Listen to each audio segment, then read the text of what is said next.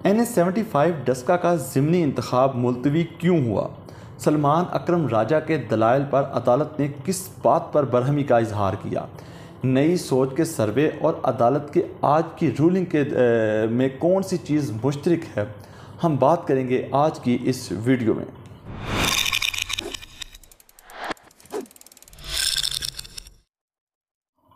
अस्सलाम वालेकुम। नई सोच और नई ख़बर के साथ मैं हूं उमर ख़याम। नाज़रीन, NH-75 का जो मामला है, जिसके ज़िमनी इंतखाब का जो मामला चल रहा है सुप्रीम कोर्ट में, ये हल होने का नाम ही नहीं ले रहा।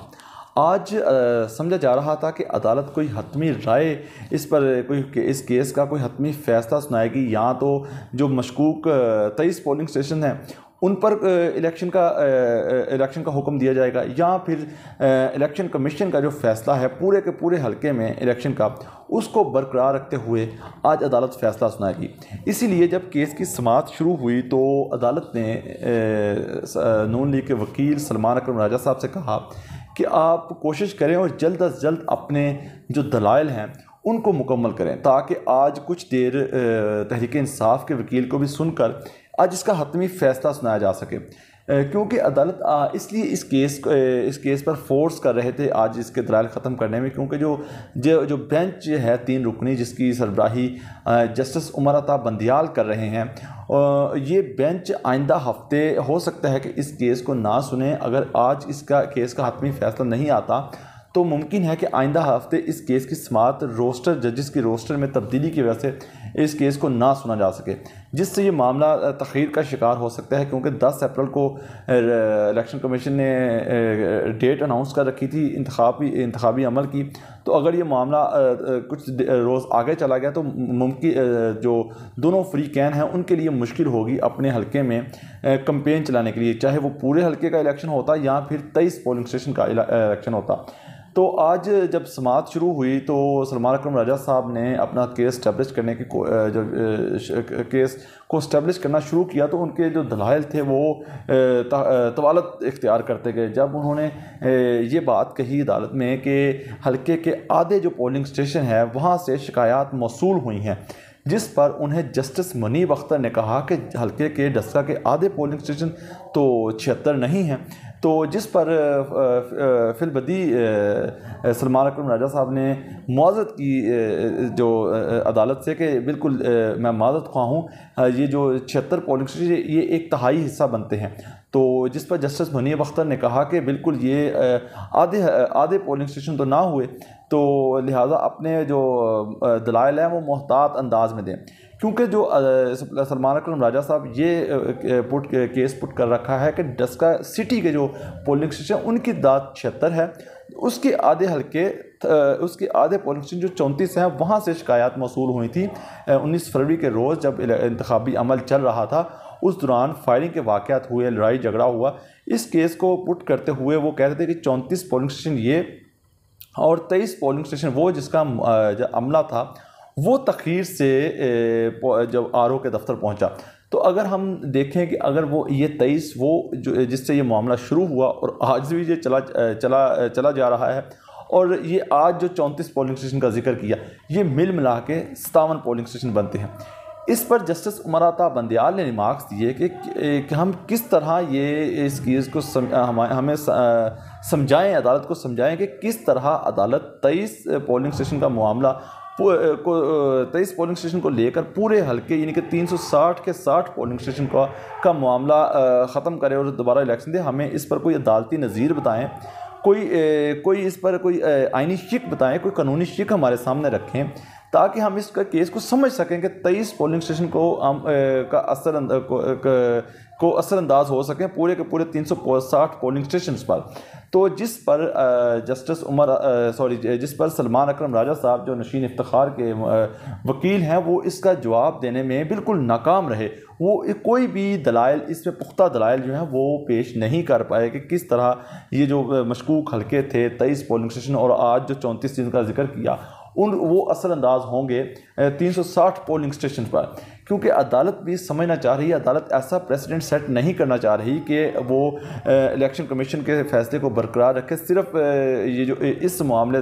पर के हल्के में फायरिंग हुई है और इस जो स्पेकुलेशन पर अदालत कोई भी ऐसा प्रेसिडेंट सेट नहीं करना चाह रही, क्योंकि अगर अदालत आज ये फैसला सुनाती है कि पूरे के पूरे हल्के में 360 पोलिंग स्टेशन पर का इलेक्शन अदालत हुक्म देती है, तो आइंदा भी होगा कि अगर ये इंतखाब जो आज मुलतवी हुई जब भी होता है, अगर पूरे हल्के में होता है तो फिर वाक़यात अगर ऐसे आते हैं, फिर किसी भी फ्री कैन की तरफ से फायरिंग के वाक़यात पेश आते हैं, तो फिर ये मामला अदालतों में चलता जाएगा। तो ये मामला जो पहले ही तवालत का शक्ल इख्तियार कर चुका है, मज़ीद इसमें ये मामला तवील हो सकता है। लिहाजा अदालत कोई भी ऐसा प्रेसिडेंट सेट करना नहीं चाहती कि गोलियों के मामले को मद्देनज़र रखते हुए अदालत पूरा 360 पोलिंग स्टेशन का जो मामला है उसको कलअदम करार दे। अब हम ये कहना तो कबल अज़ वक्त है कि अदालत क्या फ़ैसला सुनाती है, लेकिन अदालती जो दलाइल हैं, जो अदालती रिमार्क्स हैं, उनको मद्देनज़र रखते हुए अगर हम बात करेंगे, अगर जो 23 पोलिंग स्टेशन जिसका मामला तो मशकूक हुआ ही है वो सब समझते हैं, लेकिन आज जो 34 पोलिंग स्टेशन जहाँ पे फायरिंग के वाक़यात हुए उसमें 5 पोलिंग स्टेशन की FIR भी दर्ज है। अगर अदालत इन 34 पोलिंग स्टेशन और 23 पोलिंग स्टेशन को पर दोबारा इलेक्शन का हुक्म देती है तो फिर क्या होगा, तो फिर हम किस पार्टी का पलड़ा भारी देख रहे हैं। अगर हम 23 उन पोलिंग स्टेशन की बात करें तो वो पोलिंग स्टेशन आते हैं PP 41 का जो सूबाई असम्बली का हल्का है, जिसमें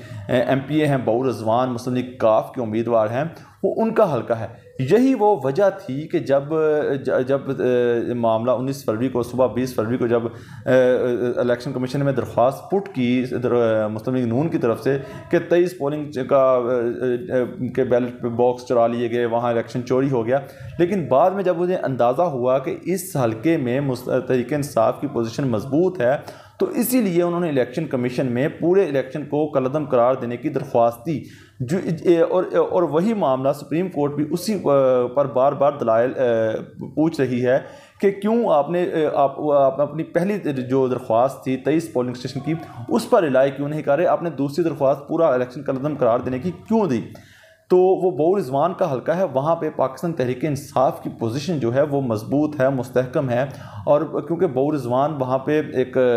बहुत अच्छा वोट बैंक रखते हैं, तो वो उन 23 पोलिंग स्टेशन से मुस्लिम लीग पाकिस्तान तहरीक इंसाफ जो है वो उसमें सबकत हासिल करने की अहल है। तो बाकी रह गई बात, अगर अदालत 34 पोलिंग स्टेशन जो डस्का सिटी के हैं वहाँ की भी बात करते हैं, तो वहाँ पर इसमें कोई शक नहीं कि डस्का सिटी का जो वोट बैंक है वो मुस्लिम लीग नून का वोट बैंक है, खौतर खा वोट बैंक रखती है, वो बहुत ज़्यादा वहाँ पे अहल है ज़्यादा टर्न आउट की। तो अगर देखते हैं कि अगर वहाँ से तहरीक इंसाफ जीत जाती है तो तहरीक इंसाफ को डस्का सिटी में मुश्किल पेश आएगी हल्के लीड लेने में। इसके बावजूद कि मुग़ल बरदरी ने 19 फरवरी से पहले इल्हाक किया था पाकिस्तान तहरीक इंसाफ, लेकिन जब शाम को रिज़ल्ट आने शुरू हुए तो हमें पाकिस्तान तहरीक इंसाफ इस कम टर्न आउट के बावजूद भी वहाँ पे से पाकिस्तान मुस्लिम लीग नून हर पोलिंग स्टेशन से लीड करती हुई नज़र आई। लेकिन जब हमारी कुछ दिन पहले जब तहरीक इंसाफ के जो उम्मीदवार हैं अली असद मल्ली, उनसे बात हुई तो वो कह रहे थे कि देखें अब क्या डस्का सिटी से अगर दोबारा इलेक्शन हुआ तो हम दिलेराना तरीके से लड़ेंगे। तो मेरा ख्याल है, मेरा ये ज़ाती मुशाहिदा है कि वो चाहते हैं कि टाइम टेकिंग चाहते थे, अब उन्हें टाइम मिल गया है। अब 10 अप्रैल को इलेक्शन नहीं होगा, 10 अप्रैल के बाद आप देखें रमज़ानुल मुबारक है, रमज़ान में भी हमें मुश्किल है कि रमज़ान में भी इलेक्शन हो, क्योंकि अप्रैल में पंजाब में सेंट्रल पंजाब में गर्म मौसम शुरू हो जाता है और रमज़ानुल मुबारक, और इस चीज़ को मद्देनज़र रखते हुए हो सकता है कि ये मामला रमज़ानुल मुबारक से बाद यानी कि अप्रैल और मई के मिड तक ये मामला चला जाए। तो उस वक्त तक जो तहरीक इंसाफ के जो उम्मीदवार हैं उनके लिए काफ़ी एक रिलीफ उन्हें मिला है, और ये रिलीफ पाकिस्तान मुस्लिम लीग नून के वकील ने आज उन्हें ये रिलीफ दिया है। अगर वो आज दलाइल मुकम्मल करते तो आज कोई ना कोई फैसला आ जाना था। तो अगर अब ये जो रिलीफ मिला है इस दौरान वो अपनी ग्राउंड बेहतर करने में पाकिस्तान तहरीक इंसाफ पूरी कोशिश करेगी, क्योंकि पाकिस्तान तहरीक इंसाफ और दोनों जमातें इस इलेक्शन को किसी भी सूरत हारना नहीं चाहती। तो पाकिस्तान मुस्लिम लीग नून तो पूरी कोशिश करेगी कि 360 पोलिंग स्टेशन पर ये इलेक्शन हो, जबकि पाकिस्तान तहरीक इंसाफ क्योंकि सुप्रीम कोर्ट ये वाज़ह कर चुकी है इलेक्शन होगा। अब ये देखना होगा कि पूरे हल्के में होता है या फिर उन मशकूक हल्कों में, उनमें भी 14 पोलिंग स्टेशन पर होता है, 23 पर होता है, 34 पर होता है। ये अब अदालत पर डिपेंड करता है, अदालत अपने फ़ैसले में अपना हतमी फ़ैसला क्या सुनाती है। तो बात हमने शुरू में बात की थी, जैसा कि हमारा जो सर्वे था नई सोच का, हमने कुछ दिन पहले अपने कम्युनिटी पेज पर एक सर्वे रखा कि किस जमात क्योंकि कोरोना की तीसरी लहर है, तो इस पेश नज़र इस कोरोना की तीसरी लहर के पेश नज़र क्यों ना इलेक्शन कमीशन 10 अप्रैल की तारीख को मुलतवी करके रमज़ान के बाद तक ले जाए। तो इसमें तकरीबन 600 के राउंड अबाउट लोगों ने शिरकत की और उन्होंने अपनी राय का इजहार किया। तो 60+ लोग ऐसे थे जिन्होंने कहा कि इलेक्शन हर सूरत होना चाहिए, बावजूद इसके कि कोरोना की तीसरी लहर ख़तरनाक साबित हो रही है। लेकिन इसके दूसरी तरफ जो 40% ऐसे भी लोग थे कि जिन्होंने कहा कि कोरोना की वजह से इस इलेक्शन को मुलतवी हो जाना चाहिए ताकि लोगों की कीमती जानों का ज़िया ना हो सके। तो नाज़रीन, अब देखते हैं इस NS-75 का ये जो मामला तख़ीर का शिकार होता चला जा रहा है, अब इसकी आइंदा समाअत कब होती है और अदालत अपना हतमी फ़ैसला क्या सुनाती है। तो इसके लिए हमें आइंदा की समाअत तक का इंतज़ार करना होगा। कल तक के लिए मुझे दीजिए इजाज़त। अल्लाह हाफिज़।